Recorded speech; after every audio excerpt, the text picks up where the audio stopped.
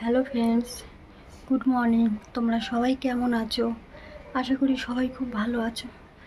আমার আজকের এই ব্লগটি যে যেখান দিয়ে দেখছো সবাইকে অনেক অনেক ভালোবাসা, অনেক অনেক শুভেচ্ছা দিয়ে এখান থেকে শুরু করলাম, তোমাদেরকে সাথে নিয়ে। বন্ধুরা, তোমরা ছাড়া তো আমার কেউ নেই। হাঁপিয়ে যাচ্ছি।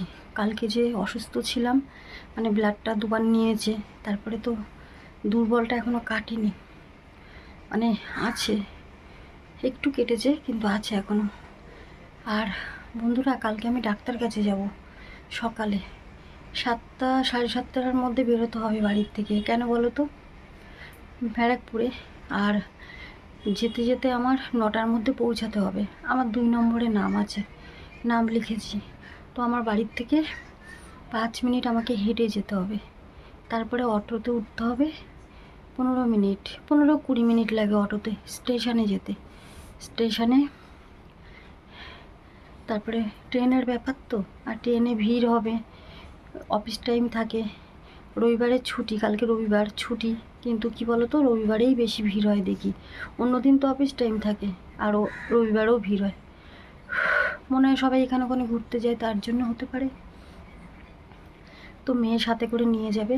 আজকে আমার ওই যে ব্লাড টেস্ট করেছিলাম না, রিপোর্টটা দিয়ে গেছে। তো কালকে ডাক্তার কাছে যাব, ডাক্তারবাবু কি বলেন। আর শঙ্করী দিদিভাই, তুমি জিজ্ঞাসা করেছো যে আমার সুগার আছে কি না। না দিদিভাই, আমার সুগার থাইরয়েড নেই। আমার যখন অনেক আগে একবার ডাক্তার দেখিয়েছিলাম, মানে অনেক আগে বলতে 3 মাস আগে, তখন বলেছিল থাইরয়েড আছে, একদম নর্মাল। তো আমাকে ওষুধ দিয়েছিল। তো ওষুধটা খাওয়াতে যখন পরে ব্লাড টেস্ট করা হলো, আমার থাইরয়েড নেই। তো তো আমার থাইরয়েড সুগার কিছু নেই দিদিভাই। আমার শুধু যেটা, আমার হিমোগ্লোবিনটা কম, একদম 4-এ নেমে এসেছিলো। এখন একটু বেড়েছে হিমোগ্লোবিনটা, সেটাই টেস্ট করতে দিয়েছিল ডাক্তার। আর একটা হরমোন টেস্ট, মানে ইনফেকশন টেস্ট আর কি, তো ওটা করেছি। এই রিপোর্টগুলো নিয়ে কালকে যাব, ডাক্তার কি বলে তোমাদের সাথে শেয়ার করব। আর ডাক্তারের ওখানে শেয়ার করতে পারবো কি জানি না, কারণ সব ডাক্তার তো অ্যালাউ করে না না ভিডিও করাটা। যদি করে আমি নিশ্চয়ই করব।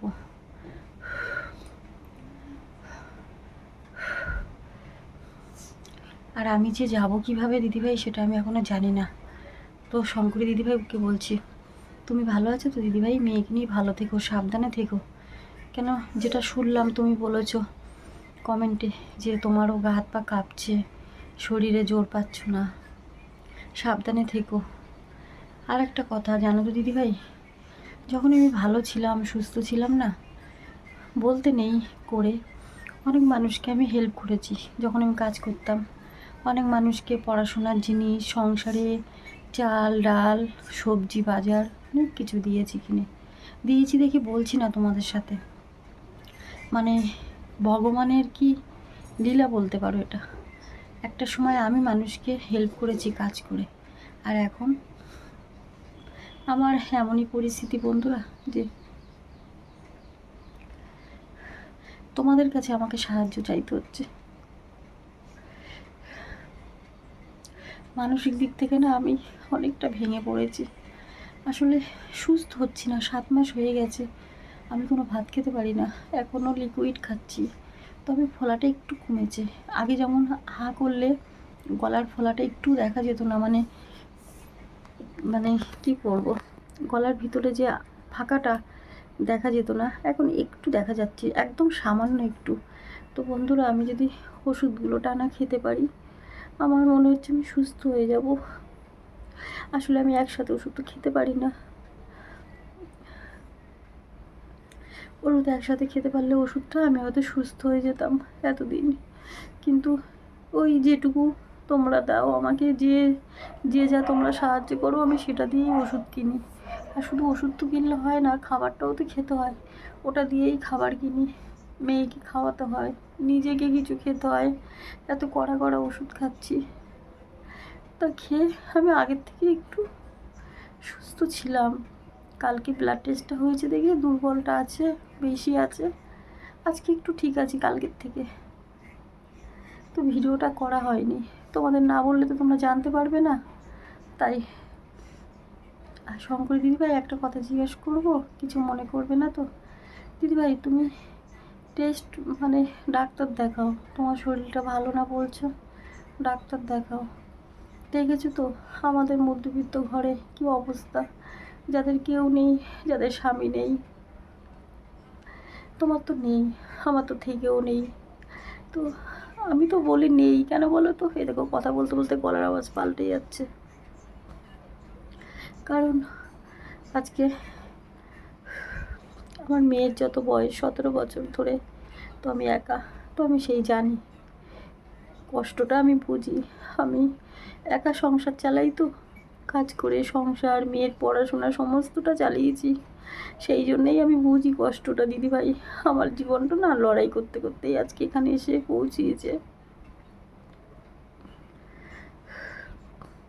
কালকে যাব সেইটা ভাবলেই ভয় লাগছে, কারণ আমি তো জার্নি করতে পারি না, আর হাঁটতেও পারি না একদম। এবার কি বলো তো, টাকা নেই যে আমি এখান থেকে গাড়ি ভাড়া করে যাব, সেই জন্য আমাকে ট্রেনে করে যেতে হবে। ট্রেনে তো সিট না পেলে বসতেও পারবো না, আর আমি তো দাঁড়িয়েও থাকতে পারি না। তো মেয়ে বলছে, মা আমি বলবো পেশেন্ট একটু বসতে দাও, এই বলে যদি তোমাকে বসাতে পারি। আর মেয়ে ধরে ধরে নিয়ে যাবে ডাক্তারের কাছে, কালকে যাব। কেন, ডাক্তারকে রিপোর্টটা দেখাতে হবে, আর গলার ইনফেকশন কতটা কেটেছে ডাক্তার দেখবে, আর যেগুলো আর কি টেস্ট করতে দিয়েছিল সেই রিপোর্টটাও দেখবে। এই হাতটা ব্যথা হয়েছে, তো এই হাতে ফোনটা নিলাম, তো সেই জন্য ডাক্তার দেখে তারপরে তো আবার ওষুধ বলবে। ওষুধ কমাতেও পারে, বাড়াতেও পারে, জানি না ডাক্তার কি করবে। সবটাই তোমাদের সাথে শেয়ার করব। কেন বলো তো বন্ধুরা, তোমরা ছাড়া তো আমার কেউ নেই, তোমরাই আমার জীবনে সব। এখন তোমরাই আমার পৃথিবী, তোমরাই সব। আমার সন্তোষী মার পরে তোমরাই সব। আমার নিজের বলতে কেউ নেই, শুধু তোমরা পাঠাও যেটুকু, যে যা দাও সেটা দিয়েই আমি ওষুধ খাচ্ছি আর খাবার খাচ্ছি।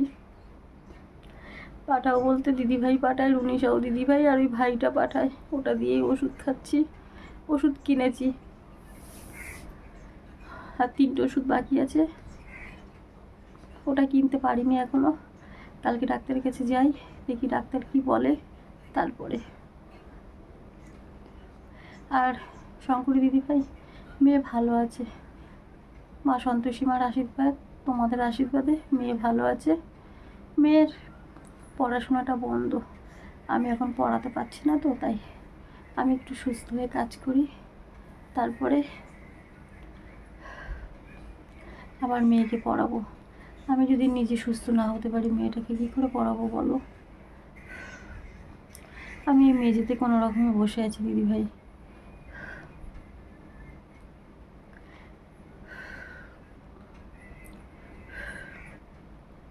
উনিশাও দিদিভাই আমার পাশে প্রথম দিক থেকে আছে, একদম প্রথম থেকে দিদিভাই আমাকে সাহায্য করে।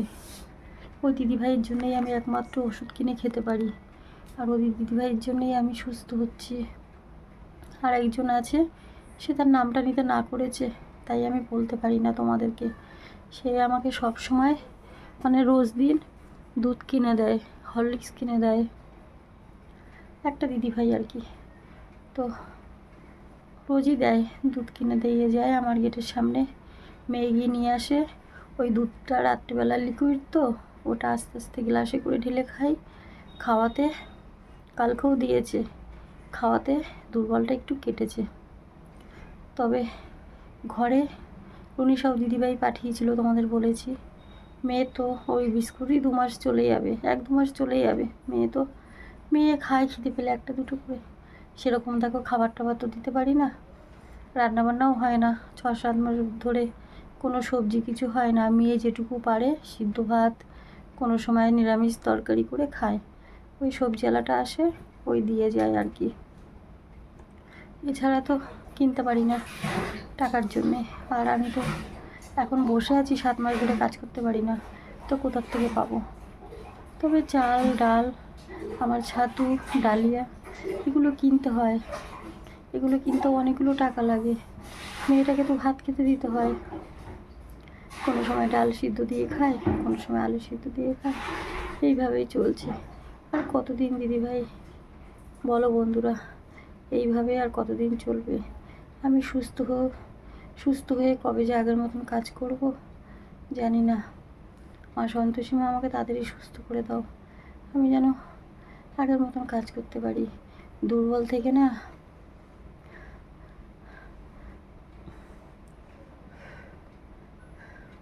বেশিক্ষণ টানা কথা বলতে পারি না, কথা বললে কষ্ট হয়, সেই জন্য বলতে পারছি না। আর দুর্বল লাগছে, মাথাটা ঘোরাচ্ছে হালকা, কালকে বেশি ঘোরাচ্ছিল, আজকে একটু কম। তো ভাবলাম ভিডিও না দিলে তো হবে না, চ্যানেল একেবারে ডাউন। তো সেই জন্যে ভিডিওটা করে তোমাদের দেব, তোমরা জানতে পারবে না তো। তবে রিপোর্ট ভালো আছে, মেয়ে তো রিপোর্ট দেখতে পারে, তো মেয়ে রিপোর্টটা চেক করেছে, রিপোর্ট ভালো আছে। আর ইনফেকশনটা আগের থেকে কেটেছে। বাকিটা কালকে ডাক্তার কাছে যাব, ডাক্তার বলবে। আমরা তো বুঝি না তো সব কিছু, আমরা কি ডাক্তার যেটা পড়ে সেটা কি আমরা করতে পারি না। তো যেটুকু পেরেছি সেটা তোমাদের সাথে শেয়ার করলাম, হাবিয়ে যাচ্ছি। তো যাই হোক বন্ধুরা, ভিডিওটা এখানে শেষ করছি। সবাই ভালো থেকো, সুস্থ থেকো, সাবধানে থেকো। আর যে যেটুকু পারো আমাকে একটু আর্থিক সাহায্য করো, আমি যেন সুস্থ হয়ে যেতে পারি, একটু ওষুধ একটু খাবার কিনে খেতে পারি, মেয়েটার মুখে একটু খাবার দিতে পারি। তোমরা আমাকে একটু সাপোর্ট করো, তোমরা ভালোবাসা দিচ্ছ, তোমরা আমার পাশে আছো, তাই আমি একটু সুস্থ হয়েছি, নাহলে আমি অনেক আগেই মরে যেতাম, বাঁচতাম না। আর নিশাও দিদিভাই, তোমাকে বলছি, একমাত্র আমার জীবনটা বেঁচেছে বিশেষ করে তোমার জন্যে বলবো, কারণ তুমি আমাকে দিয়েছো তাই আমি ওষুধ কিনে খেতে পেরেছি, নাহলে পারতাম না, অনেক আগেই মরে যেতাম। আজকে আমি যেটুকু সুস্থ হয়েছি শুধু বন্ধুরা তোমাদের জন্যে, তোমাদের ভালোবাসা, তোমাদের প্রার্থনা, তোমাদের আর্থিক সাহায্য ছাড়া আমি কিছুই করতে পারবো না। তোমরা যে যেটুকু আমাকে আর্থিক সাহায্য করো ওটা দিয়েই আমার ওষুধ চলে, খাওয়া সব কিছু। ওর থেকে আর তো কিছু করতে পারি না, তো কী করবো বলো? খুবই কষ্ট হচ্ছে বন্ধুরা, ভিডিওটা শেষ করছি। সকালে তো তাই গুড মর্নিং বললাম না। ভিডিওটা এখানেই শেষ করলাম, আমি আর কথা বলতে পারছি না।